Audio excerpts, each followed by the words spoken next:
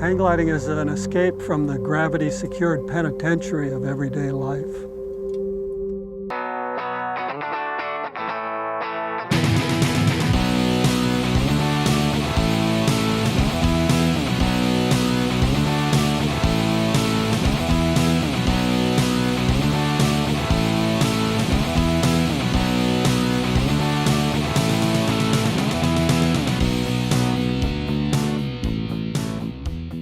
What do I feel like when I'm flying?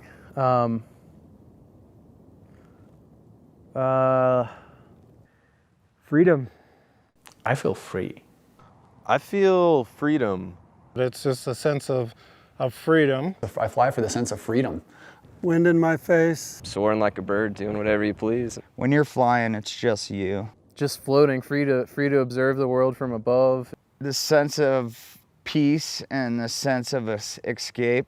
The whole freedom aspect, the control of what we're doing, the pursuit of lift. The feeling of freedom when your feet leave the ground and you're in the air, there's really nothing like it. You don't really feel anything outside of your life, you're just that moment.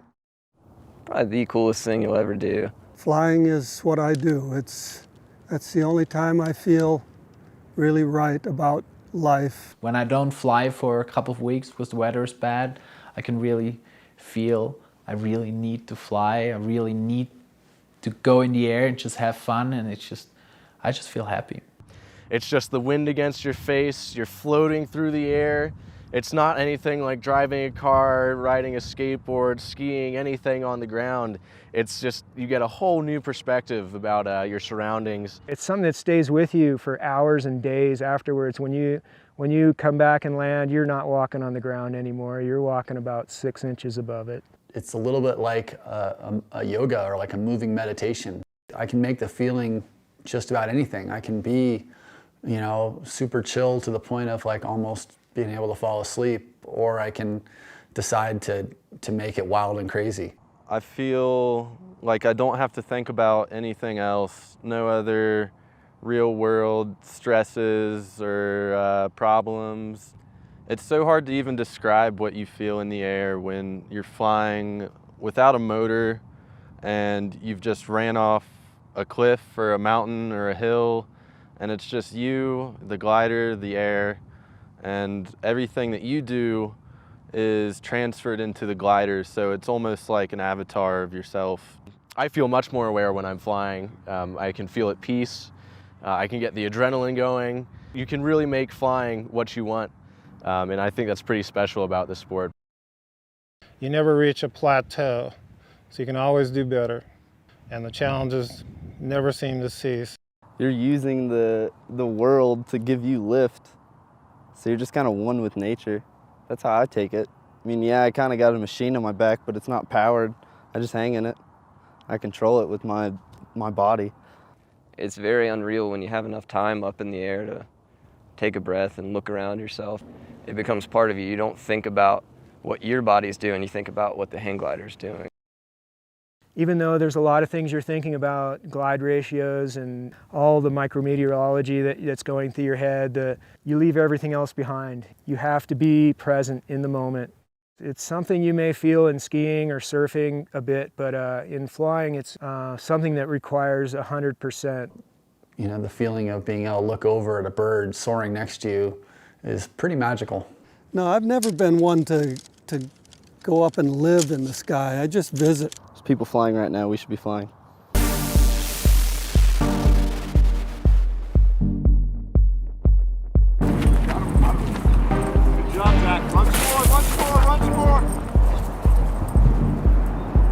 Boy, you don't get away with dragging the tip very often.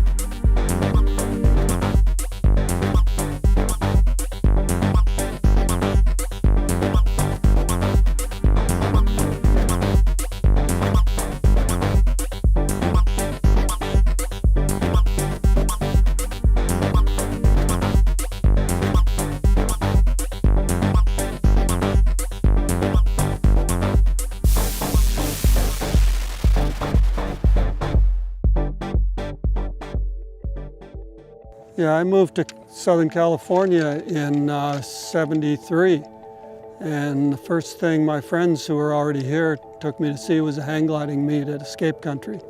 I guess the reason why I fly is just because I love it. It's a lot of fun. I want to teach people to do it. It's something I've wanted to do for, probably as long as I can remember.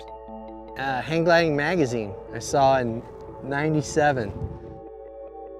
I had a few family members who had flown, and I'd always been interested in model airplanes when I was younger, but it's like man's oldest dream is to fly like a bird. Just found some way to do it one day. Took a few lessons and I was hooked from the first day, and I don't think I'll ever stop. Well, mainly my dad inspired me to fly since I, grew up in the whole thing. And, I always was like, when I was a small kid, I always wanted to fly, build paper planes, and I was like always doing things related to flying, and that just totally got me into it. I've just dreamed of having the ability to fly since I was a kid. My friends at school, from elementary school, would tell you that most recesses I just spent making paper airplanes. I think I was inspired because I've dreamed about flying ever as long as I can remember. Strangely enough, the dreams are very similar to what hang gliding turned out to be. I've wanted to fly my whole life. Big thing is I probably have flying dreams 3 to 5 days a week. Underwater flying dreams where I fly underwater and I can breathe underwater, and then flying dreams above ground. It kind of found me. I wasn't really looking to get into hang gliding.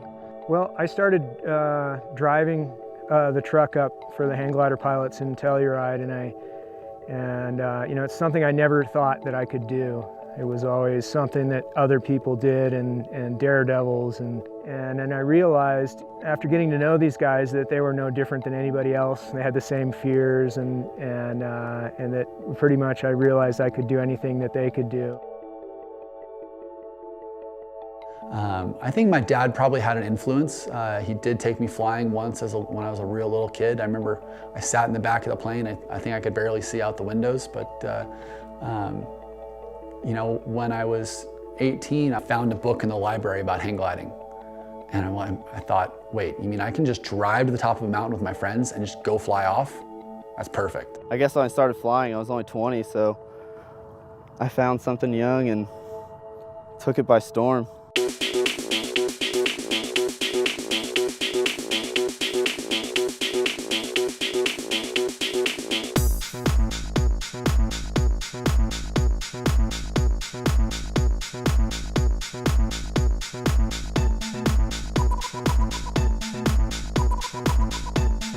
The point of the mountain is a very special place on the planet where the geology and meteorology interact to form a stupendous place for the pursuit of free flight.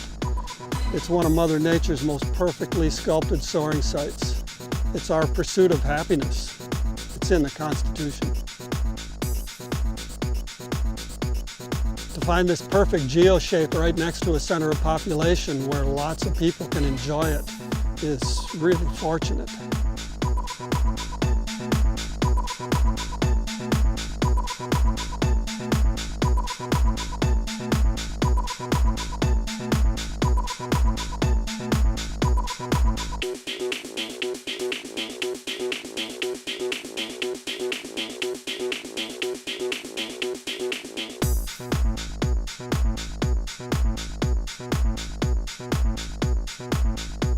I moved to Salt Lake City in '92 to work for a hang glider manufacturer and lived there for 8 years.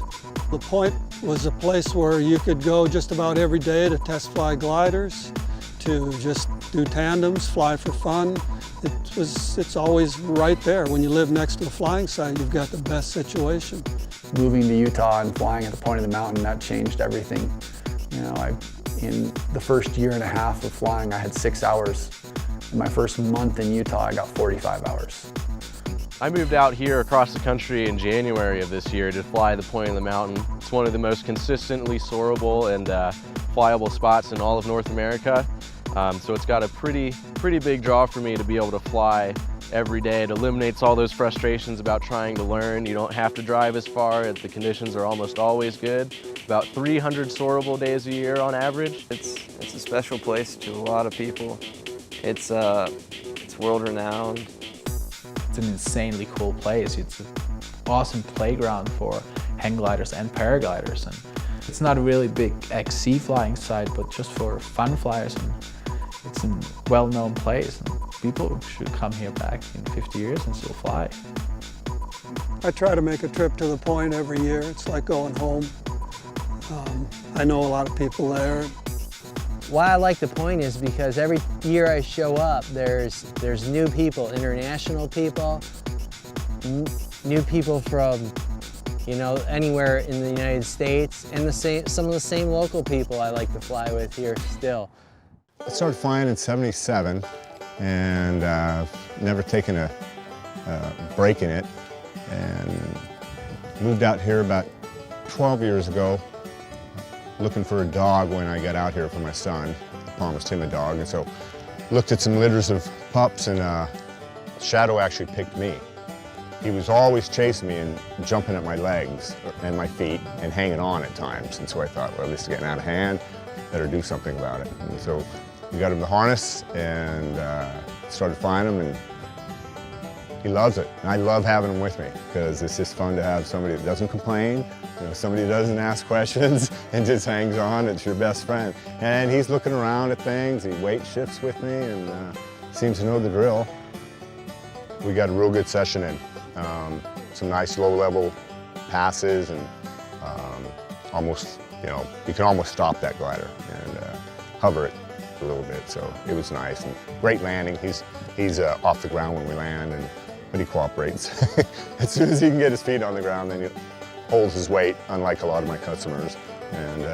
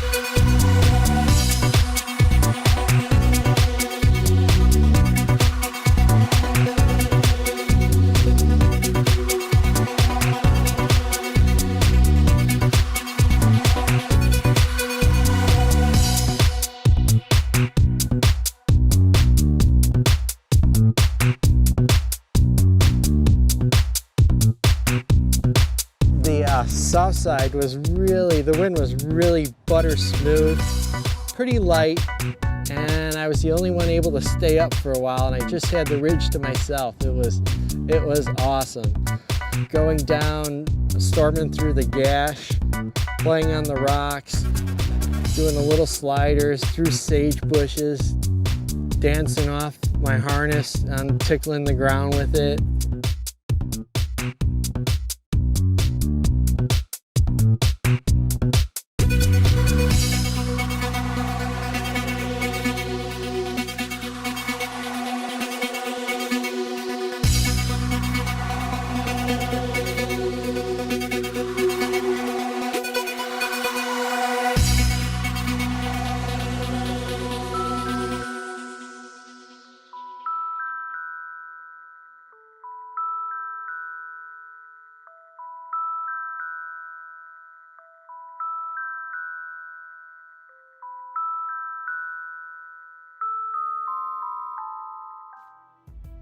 I guess like me and Bo, we've been flying the most together, I guess.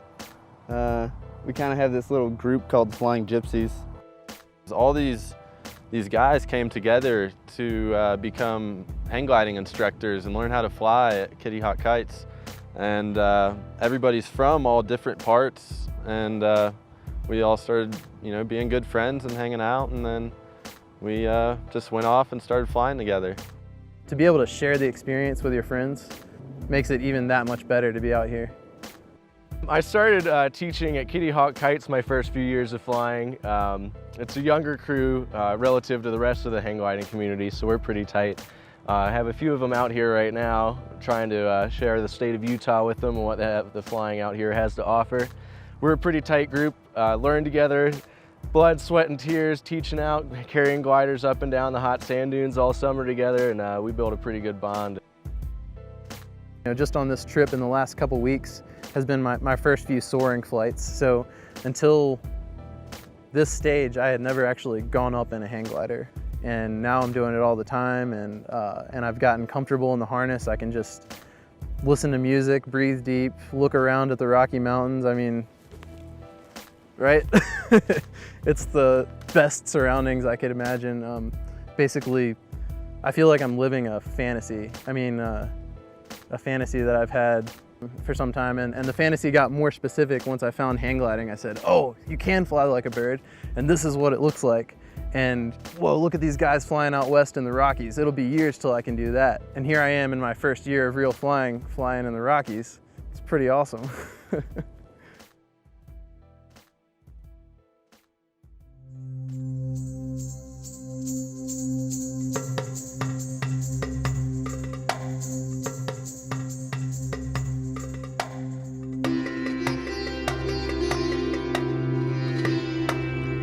Anticline Overlook.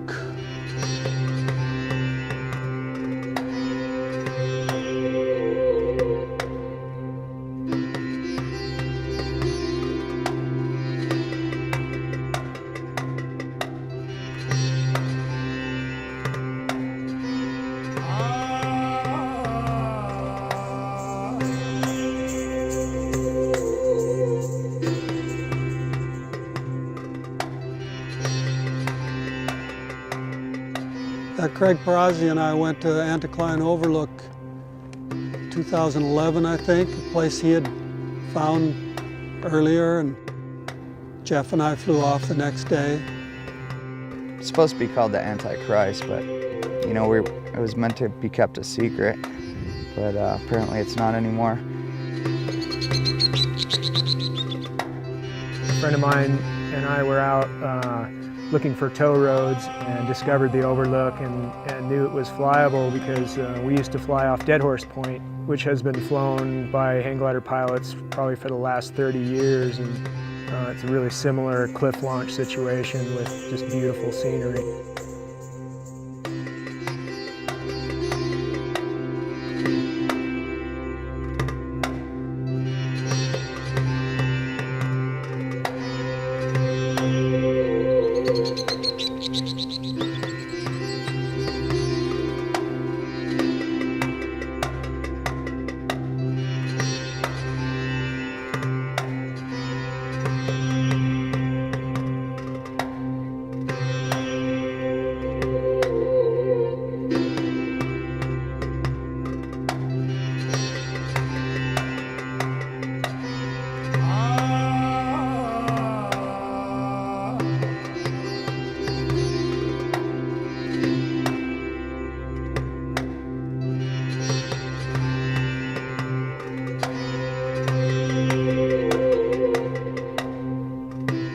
Alright, I'm ready to launch.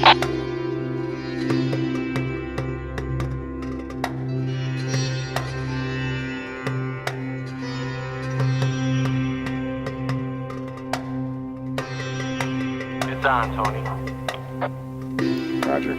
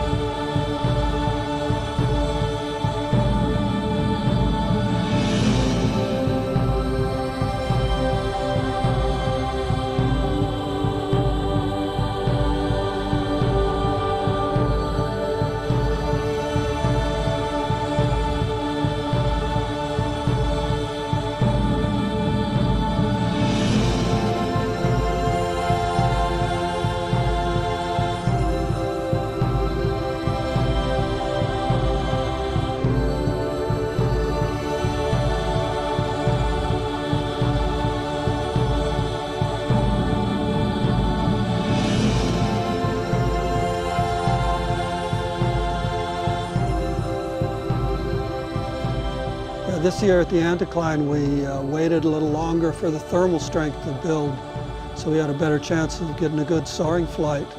And we got up. I flew for over an hour. I was surprised it was that good, but it stayed on.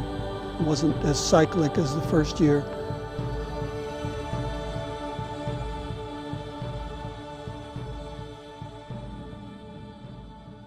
Well, yesterday's flight, was a dream come true for me, really. I got to fly with some of the people that I've admired for a long time, never have met. And we were in a difficult launch situation with a cliff launch that I'm familiar with. So the challenges were significant, but were manageable.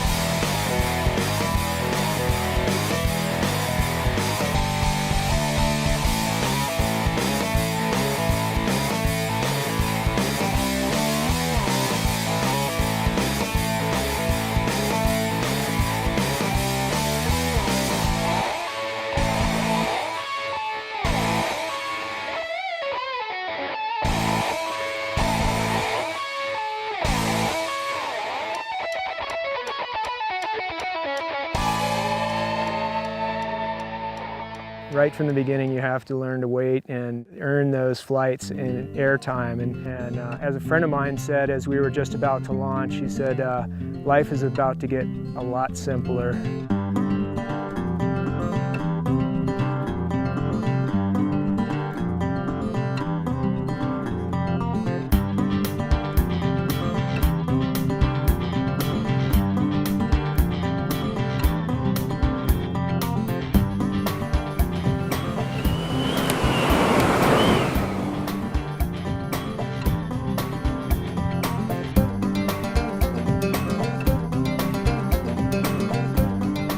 Living in your car at a training site and scrounging up the money. It took years for me to get enough money just to be able to, spend the summer at a training site and then to get a glider and the waiting, because when you first get your feet off the ground, all you want is more. But I think the exhilaration comes from being able to do something you never thought you could do and control a fear that seemed like it was overpowering, and all of a sudden that you can overcome it. And once you're into soaring, it's either you're hooked or you're out of the sport by then, because there's just nothing like it, and it'll sustain you through sometimes months if you live in the mountains of not being able to fly. Had great flights. We got 3 of us flying in the air at the same time, and that's a big part of what makes hang gliding special, is not just to be able to experience being in the air, but to share it with other people is really incredible. And out here in the desert, you end up flying a lot alone because there's not a lot of pilots out here, and when you get that chance to fly with other people, it's pretty incredible. Sharing thermals, just wingtip to wingtip with other pilots, it's another level, it's another step up in flying, that it becomes an adventure, not just being in the air, but where you're flying and how you're flying. And then the next step from there is to fly cross country from there and land in a different place from where you took off. You can just keep going and going with the adventure. It's incredible.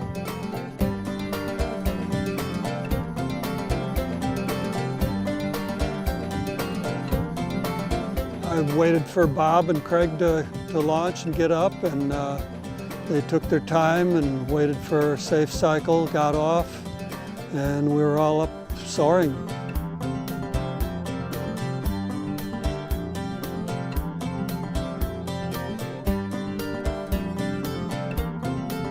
On an average day when I'm flying, I just like the view. It's phenomenal. You're not in a cockpit. You have a 1-inch bar between you and the scenery, and you're flying slow enough that you can really stop and enjoy the scenery. So I never get tired of the view.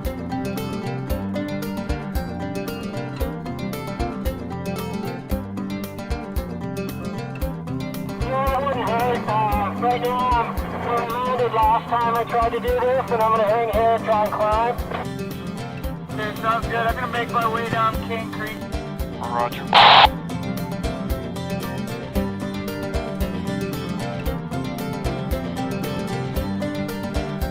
I'll probably be able to get back up on Desperation Ridge.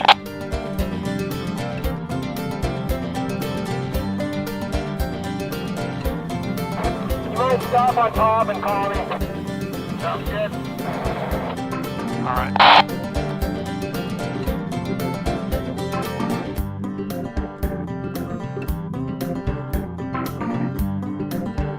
I'm finding nothing over here.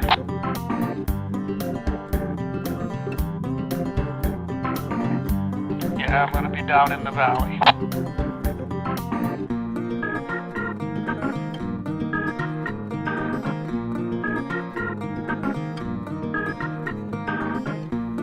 It's fairly rowdy down here.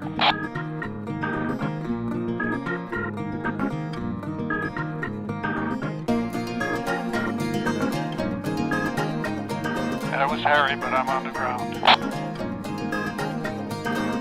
Having lost track of the other two pilots in the air, I decided to land on top, which would simplify the logistics quite a bit. It's a long ways. And I couldn't make it back even though I had significant altitude. The winds were getting strong, and I decided to land at the safest place possible, which they had pointed out. And I'm glad I did because it was so strong. I landed in near a dust devil. I may have kissed the ground once, but it goes with the sport. Miraculously, another pilot was in the area, picked us up, so it was really a pleasant experience. I made it over to the Colorado River, which is someplace I haven't made it to yet, so that was special for me. Every time you're exploring new terrain, new possibilities of how far you can fly and what the possibilities are is always great.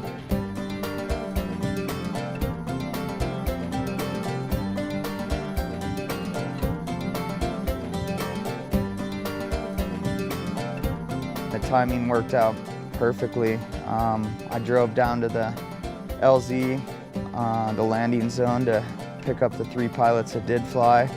And literally, as soon as I got there, Craig was coming in on approach, you know, frantically on his radio going, "Which way is the wind coming from? Which way is the wind coming from?" And I got out of the truck and it's like, "Oh, it's coming from the south," and pegged his landing, you know, right as I got there, so the timing was impeccable.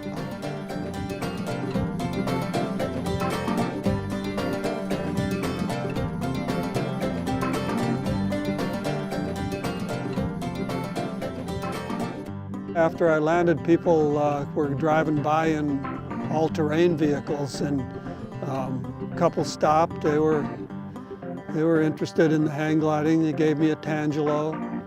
Yeah, I watched Bob almost crash.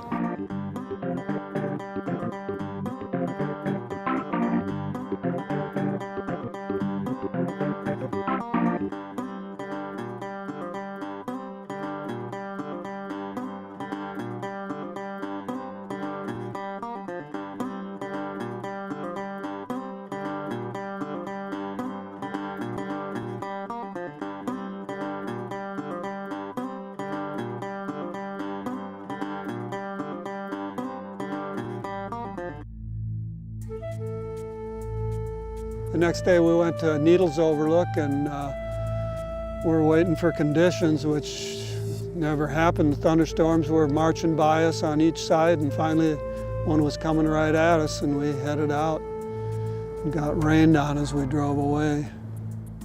Hang waiting. Yeah, it's a difficult sport to do. You have to have the right conditions, which means you end up waiting around a lot.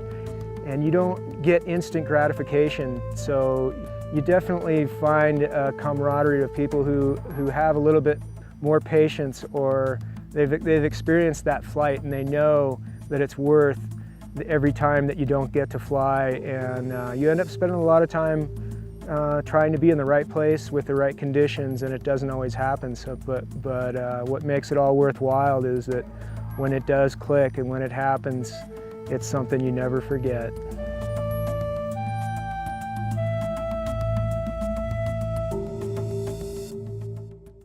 currently, the hardest problem is finding a good place to launch and people to fly with. Actually, that's the biggest challenge.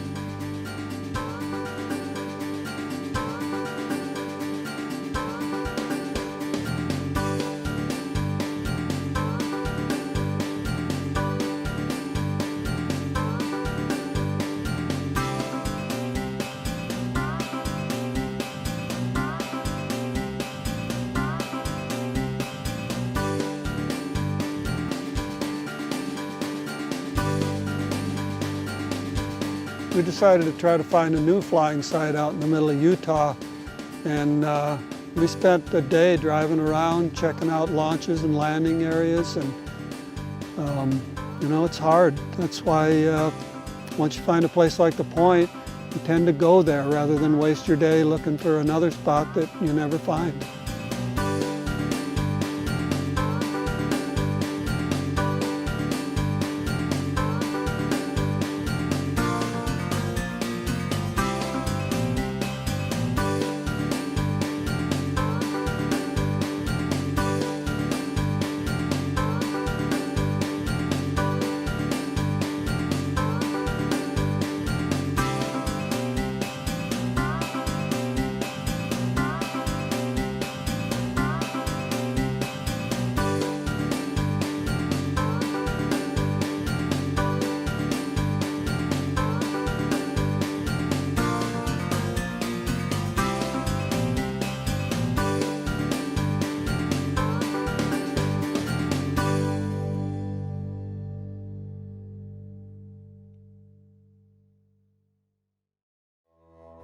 We went to the Red Rocks fly-in, flew the Cove.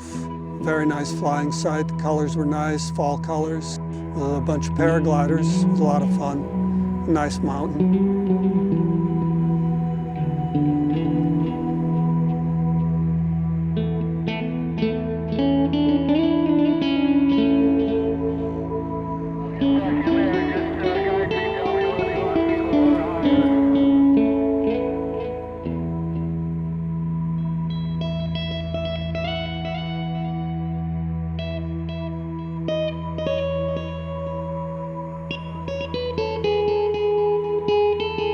Here goes.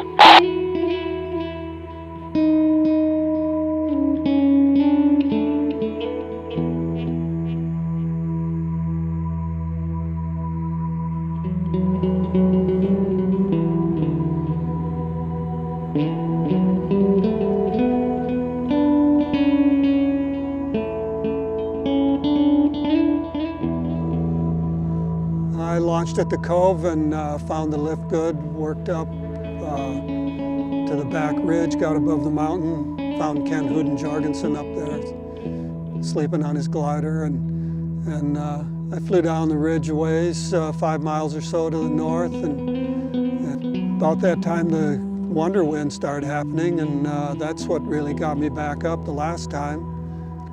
Flew around for a while there.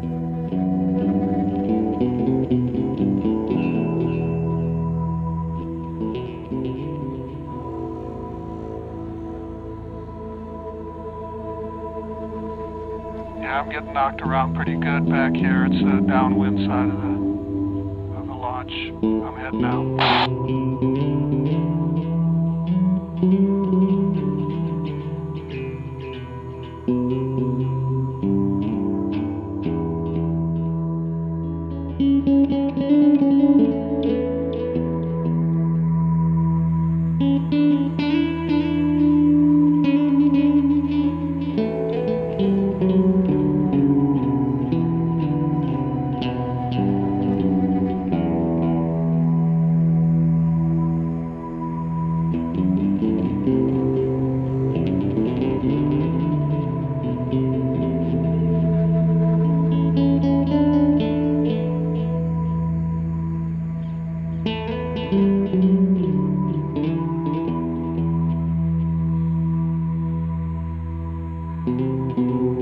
Yeah, I think the wonder wind is starting out here. I'm starting to go up no matter where I go.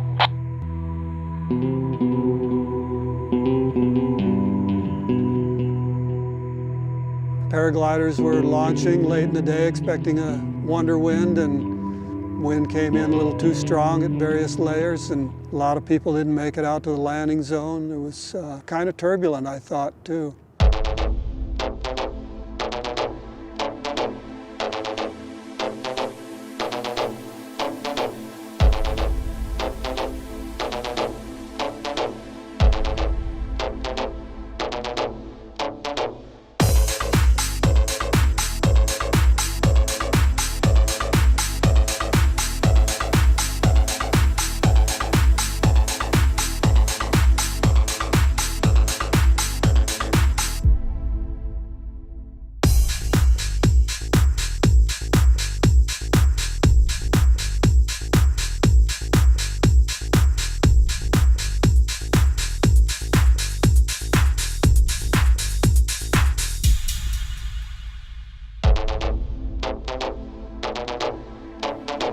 All right, the wind seems to be picking up. I'm going to head out to the LZ. The sun's getting pretty low,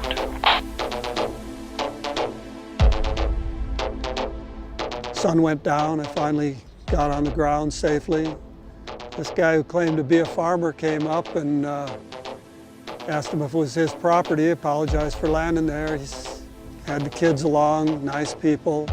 Invited us to dinner initially and then left without telling us where he lived.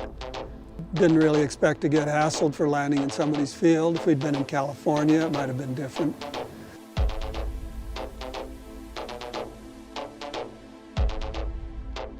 We went back to Salt Lake City to help Dave Chapman do some work on his Freedom. Every time I go back to the point, I notice a little more of the mountain is gone. Mr. Peabody's coal train has hauled it away.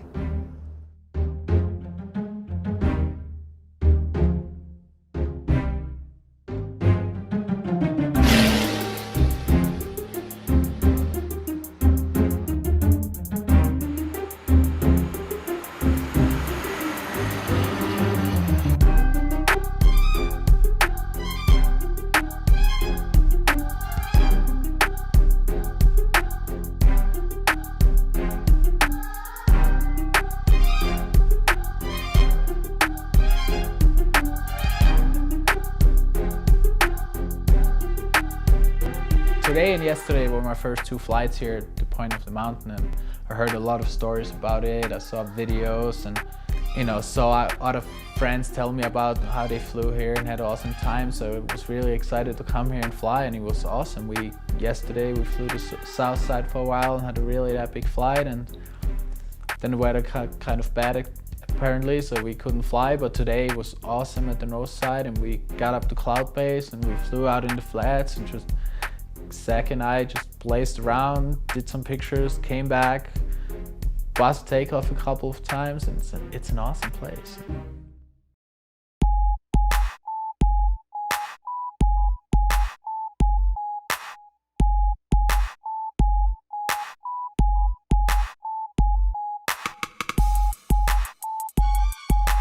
Wolfie and I were able to fly the north side in post-frontal conditions. Pretty magical air. Got up, it was the fastest I'd ever climbed straight off a launch, and we were able to ride a cloud street out, way out into the valley. And it was just really, really nice to get back, because I haven't been able to fly here much in the last few years, and just being able to see the scenery, and it's really interesting how much things have changed, between the buildings and the construction. And I started flying here in '94, and there were just some dirt roads up there, nothing else. And yesterday, I had a really magical flight.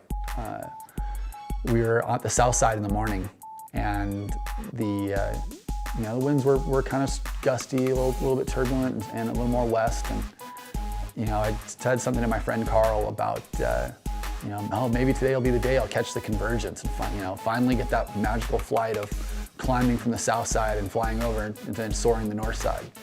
And lo and behold, before long I'd taken off and was soaring above blue balls on the hill, looking down at the gravel pit, going, gosh, is that really happening?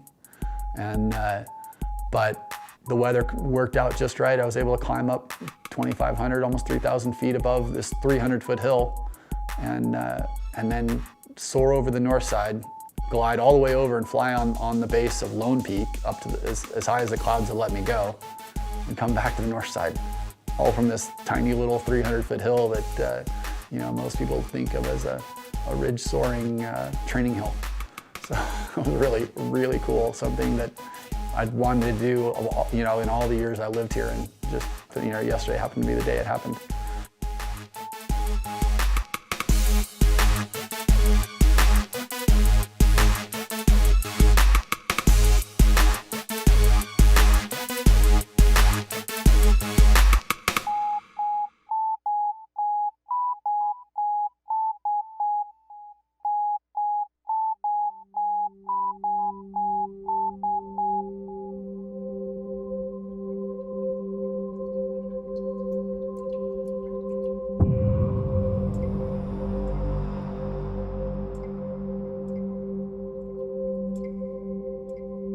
After a frontal passage, we took a final flight on the south side. A bunch of the young guys, the new guys coming up, were there ripping it up. Well, we got a whole gypsy crew here from Kitty Hawk Kites. We love flying together. Usually we'll play some fun games. We'll do spot landing contests. You know, if you're just flying, doing sled rides, and it's not soarable all the time, you just got to throw something in there to keep it exciting. So, you know, you go for points, you go for the best whack of the day, everyone votes. And, you know, as long as everyone's safe and you get your glider repaired, you'll be pretty good for the next few days. Yeah, are we done? Can I go fly? What the hell?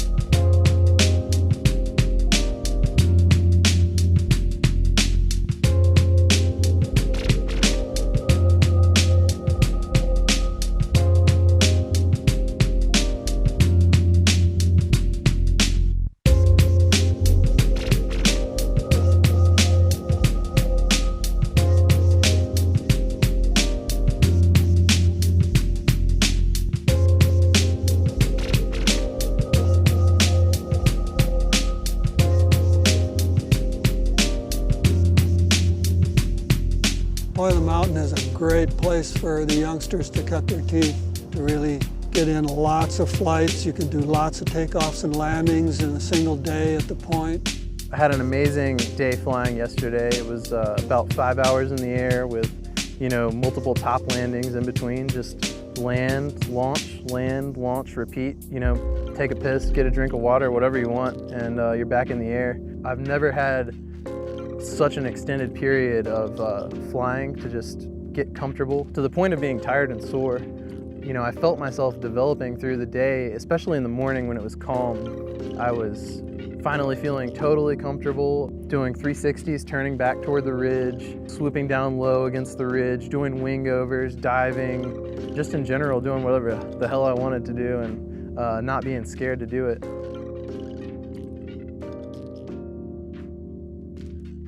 There was a while where it was, just, the four of us or whatever, and it's very cool, zooming by your friends in the air.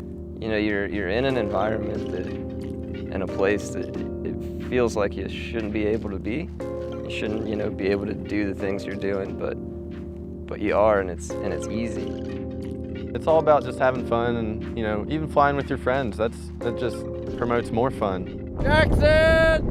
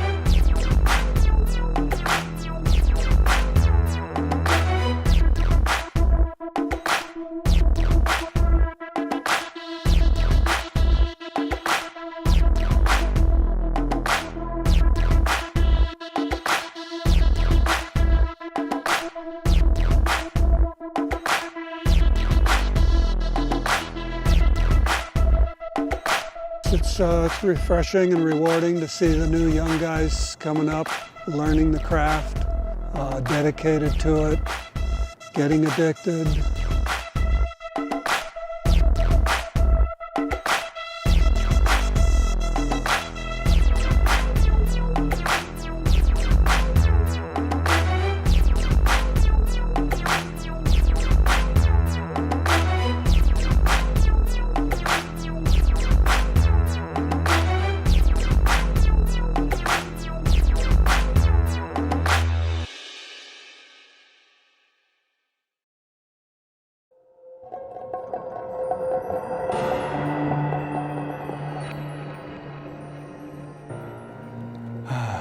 The idea of this mountain being hauled away really is distressing.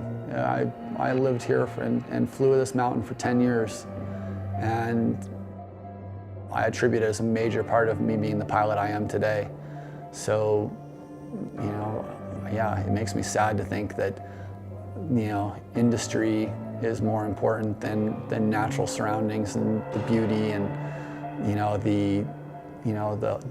the home of the wild animals that have been here, and this is part of the Bonneville shoreline that's been here for millions of years, since Lake Bonneville, and you know, the idea that people wouldn't stand up to protect that and, you know, and guard the gateway to the Salt Lake Valley as, you know, as sacred is kind of crazy.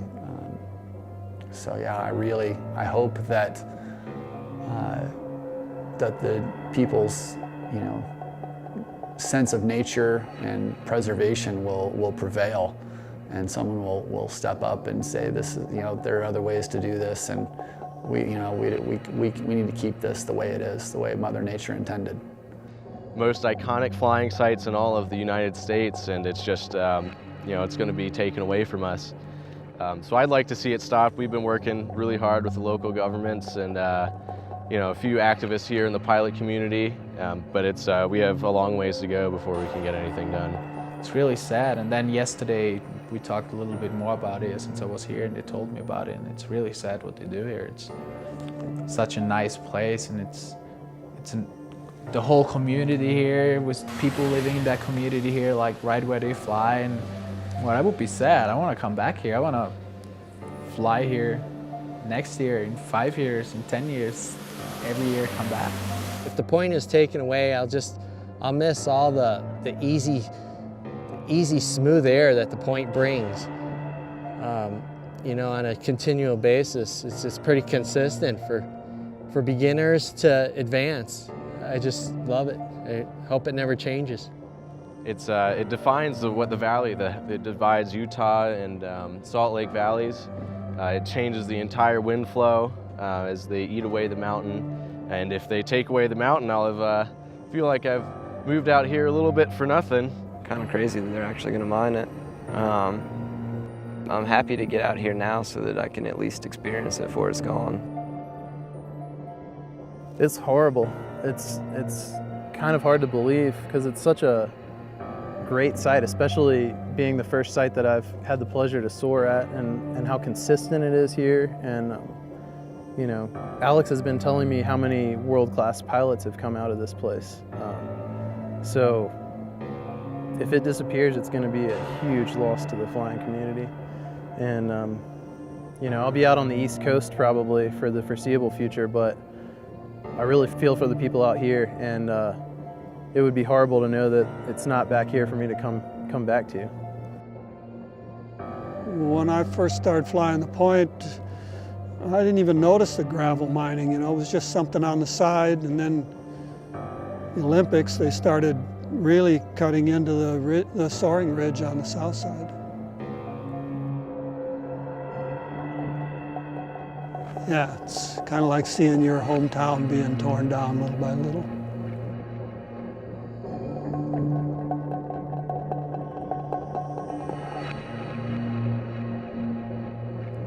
The local pilots are doing a lot of work to try to save the point, and I hope the powers that be come to their senses and realize that's something worth saving. Because I hope to continue to go back. If the point of the mountain goes away, a few of my feathers will go with it, as with lots of others of us bird people.